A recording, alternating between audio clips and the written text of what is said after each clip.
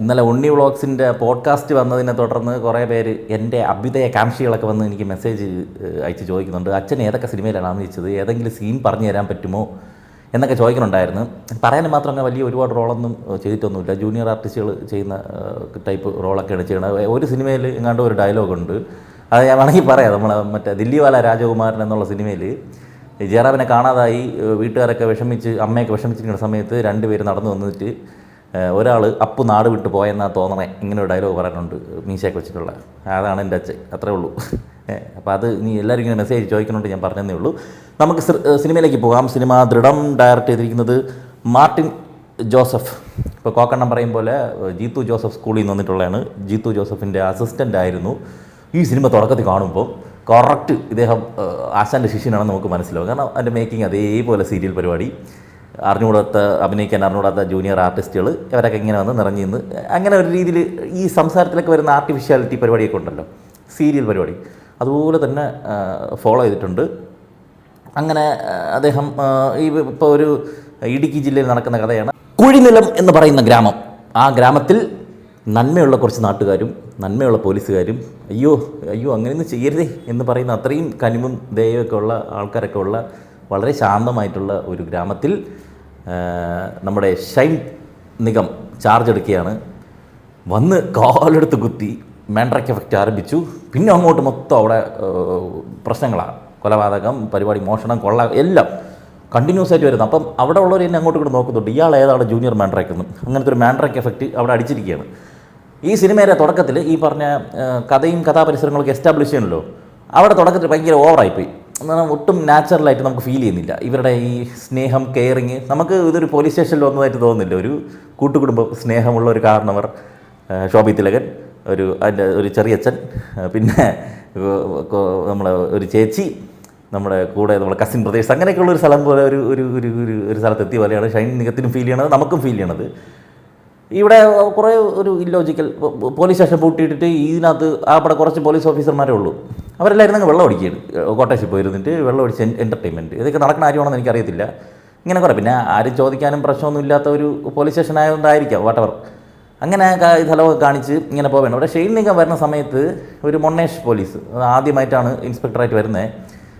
ഇയാൾക്ക് പരിപാടി അതിൻ്റെ പരിചയക്കുറവുണ്ടല്ലോ, അതിൻ്റെ ഒരു അങ്കലാപ്പും കാര്യങ്ങളൊക്കെ കിടിലായിട്ട് ചെയ്തിട്ടുണ്ട് കേട്ടോ. ഒരു പ്രശ്നം വരുമ്പോൾ ഇയാൾ പരിഭ്രമിക്കുന്നതും കൂടെയുള്ള സീനിയറായിട്ടുള്ള നമ്മുടെ ശോഭി തിലകനൊക്കെ കാര്യങ്ങളൊക്കെ ഡീൽ ചെയ്ത് പോകണതൊക്കെ ഗംഭീരമായിട്ട് ഷെയ്ൻ നിഗം ചെയ്തിട്ടുണ്ട്. പോലീസുകാർ ആരൊക്കെയെന്ന് പറഞ്ഞു കഴിഞ്ഞാൽ കോട്ടയ രമേശുണ്ട്, കൃഷ്ണപ്രഭയുണ്ട്, സാനിയ ഫാത്തിമ, ദിനേശ് പ്രഭാകർ, ശോഭി തിലകൻ, നന്ദൻ ഉണ്ണി, പിന്നെ ഏതോ ഒരു ചേട്ടനും കൂടിയുണ്ട്, അങ്ങനെ പേരെനിക്ക് അറിഞ്ഞൂടാ. വിനോദ് ബോസ് എന്നാണോ എന്ന് അറിഞ്ഞൂടാ. IMDbയിൽ ഫോട്ടോ ഒന്നും കാണിക്കുന്നില്ല, ആരാണെന്ന് അറിയില്ല. ഒരാളും കൂടിയുണ്ട്. ഇവരാണ് പോലീസ്. ഈ പോലീസ് സ്റ്റേഷനിൽ അവിടുത്തെ ചെറിയ പ്രശ്നങ്ങൾ, ഈ പറയണ ആവശ്യത്തിന് അവർക്ക് മെയിൻ്റനൻസിനുള്ള പൈസകളൊന്നും ഗവൺമെൻറ്റിൽ നിന്ന് അനുവദിക്കാതെ ഇരിക്കുന്ന ബുദ്ധിമുട്ടുകൾ, അങ്ങനെ അവരുടെ ചെറിയ കാര്യങ്ങളൊക്കെ എസ്റ്റാബ്ലിഷ് ചെയ്ത് പോവുകയാണ്. അവിടെയൊക്കെ അത്യാവശ്യം സിനിമയിട്ട് ഒരു സീരിയൽ പോലെയൊക്കെ പോകുന്നുണ്ട്. മൊത്തത്തിൽ ഷെയ്ൻ നിഗം, ഞാൻ പറഞ്ഞില്ലേ, ഷെയ്ൻ നിഗം ആ ഒരു അങ്കലാപ്പും ഒരു പ്രശ്നം വരുമ്പോഴേക്കും അദ്ദേഹത്തിന് ഹാൻഡിൽ ചെയ്യാൻ പറ്റാത്തതും അതിൻ്റെ ഒരു പരിചയക്കുറവൊക്കെ ഭയങ്കര എവിഡൻ്റായിട്ട് നല്ല രീതിയിൽ അയാൾ ചെയ്തിട്ടുണ്ട്. പക്ഷേ എഴുതി കൊടുക്കുന്ന ഡയലോഗ്സൊക്കെ ഒരുമാതിരി ഡോറ ബുജി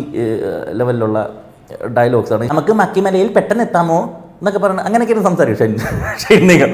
അപ്പോൾ ഇതിനകത്ത് അതുപോലെ പോലീസുകാരെയാണ് അവൻ കൈവച്ചത്, അവനെ വെറുതെ വിടരുത്, അവൻ എന്ത് വില കൊടുത്ത് നമുക്ക് പിടിക്കണം, ഇങ്ങനെയൊക്കെ പറയുന്നുണ്ട്.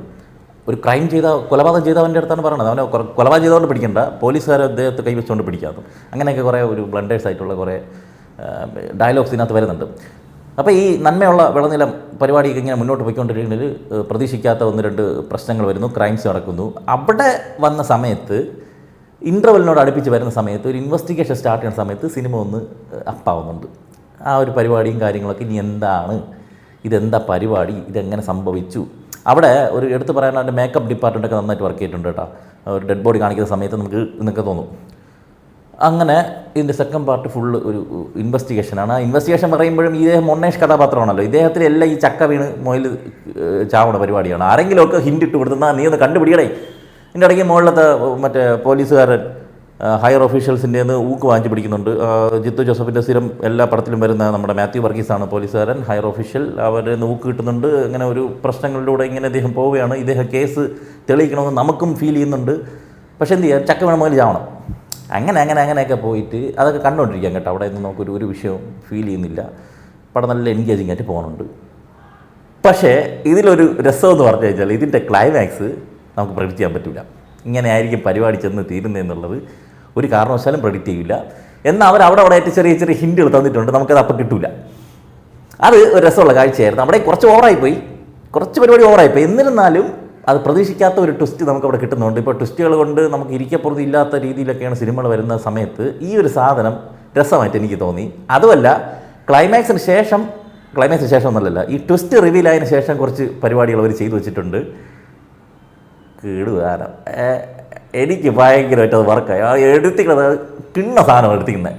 എന്താണെന്ന് ഞാൻ പറഞ്ഞ സ്പോയിലറായിപ്പം. ക്ലൈമാക്സ് കഴിഞ്ഞിറങ്ങുമ്പോൾ ഈ സിനിമയിൽ എന്ത് കുറവുണ്ടെങ്കിലും നമുക്ക് അത് കൊള്ളാലോ എന്നുള്ളൊരു ഫീലാണ് എനിക്കുണ്ടായത്. നിങ്ങൾക്ക് ക്രിഞ്ചാവുമെന്ന് എനിക്ക് അറിഞ്ഞൂടാ.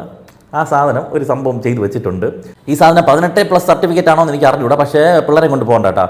കുറച്ച് വയലൻസ് പരിപാടി വെട്ടിക്കീറിപ്പോൾ അങ്ങനെയല്ല, പക്ഷെ നമുക്ക് നമുക്ക് സാധനം ഫീൽ ചെയ്യും. വയലൻസ് ഫീൽ ചെയ്യുന്ന രീതിയിലുണ്ട്. പിള്ളേരെ കൊണ്ട് കാണിക്കാതിരിക്കുന്നതാണ് നല്ലത്.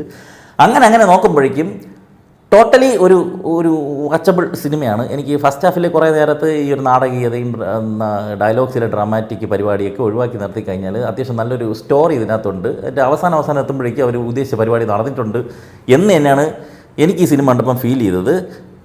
ഈ പടത്തിൽ പിന്നെ പ്രധാനമായിട്ട് അഭിനയിച്ചിട്ടുള്ളത് പ്രധാനമൊന്നുമില്ല, ബാക്കി എല്ലാവർക്കും ഒരു ക്യാമിയോ പോലെയാണ്. അഭിരാം രാധാകൃഷ്ണൻ, പ്രശാന്ത് മുരളി ഉണ്ട്, അതുപോലെ ബിട്ടോ ഡേവിസ് ഇടയ്ക്കിടയ്ക്ക് വന്നിട്ട് നിന്നെ ഞാൻ എടുത്തോളടാ എന്ന് പറയുന്ന ഒരു കഥാപാത്രം. എല്ലാ പോലീസുകാരനെയും പേടിപ്പിക്കുന്ന ഒരുത്തുണ്ടല്ലോ, അഭിഷേക് രവീന്ദ്രൻ, പിന്നെ മുണ്ടക്കയം ജോജി ഉണ്ട്.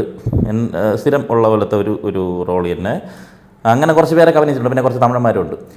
ഇതൊക്കെയാണ് ഈ സിനിമയിലെ ടെക്നിക്കലി നോക്കിക്കഴിഞ്ഞാൽ കുറച്ചുകൂടിയൊക്കെ സിനിമോട്ടോഗ്രാഫിയൊക്കെ നല്ലതായിട്ട് ചെയ്യാമായിരുന്നു എന്ന് എനിക്ക് തോന്നി. PM ഉണ്ണികൃഷ്ണനാണ് cinematography, Vinayak editing, music Sreerag Saji.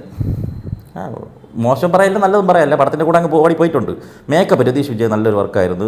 Production design Sunil Das overall നല്ല പരിപാടിയായിരുന്നു. ആക്ഷൻ ഡയറക്ടർ മഹേഷ് മാത്യു നല്ല ഭാവി ഉണ്ടെന്ന് തോന്നുന്നുണ്ട്. കുറച്ച് ഫൈറ്റ് രംഗങ്ങളാണ് ഉള്ളത്, അത് നല്ല വെട്ടിപ്പായിട്ട് എടുത്തിട്ടുള്ളതായിട്ടാണ് എനിക്ക് ഫീൽ ചെയ്തിട്ടുള്ളത്. ഓവറാൾ ഒരു ഇൻവെസ്റ്റിഗേഷൻ ത്രില്ലർ ആ ഒരു ജോൺറയിലുള്ള സിനിമകളൊക്കെ കാണാൻ ഇഷ്ടമുള്ളവർക്ക് അത്യാവശ്യം തിയേറ്ററിൽ ഒരു വർത്തായിട്ടുള്ള ഒരു അനുഭവമായിട്ടാണ് എനിക്ക് ഈ സിനിമ ഫീൽ ചെയ്തത്. എന്നാൽ ഭയങ്കര ഒരു സീറ്റഡ് ജോബ്, ഗംഭീര പരിപാടി ഒന്നുമല്ല, നമുക്ക് പോയി കാണാം എന്നുള്ളതാണ്. ആമസോൺ, ഫ്ലിപ്കാർട്ട്, അജിയോ, മിന്ത്ര മുതലായ ഓൺലൈൻ ഷോപ്പിംഗ് സൈറ്റുകളിലൊക്കെ കുറേ ഓഫർ ഡെയിലി വരുന്നുണ്ട്. അപ്പോൾ നിങ്ങൾ അറിയാതെ പോകുന്ന അത്തരം ഓഫറുകളൊക്കെ നമ്മുടെ വാട്സാപ്പ് ചാനലിൽ റെഗുലർലി അപ്ഡേറ്റ് ചെയ്യാറുണ്ട്. അപ്പോൾ താല്പര്യമുള്ളവർ നമ്മളെ വാട്സാപ്പ് ചാനൽ ഒന്ന് ഫോളോ ചെയ്തോളൂ. ലിങ്ക് ഫസ്റ്റ് കമൻറ്റിൽ പിൻ ചെയ്ത് വെച്ചിട്ടുണ്ട്.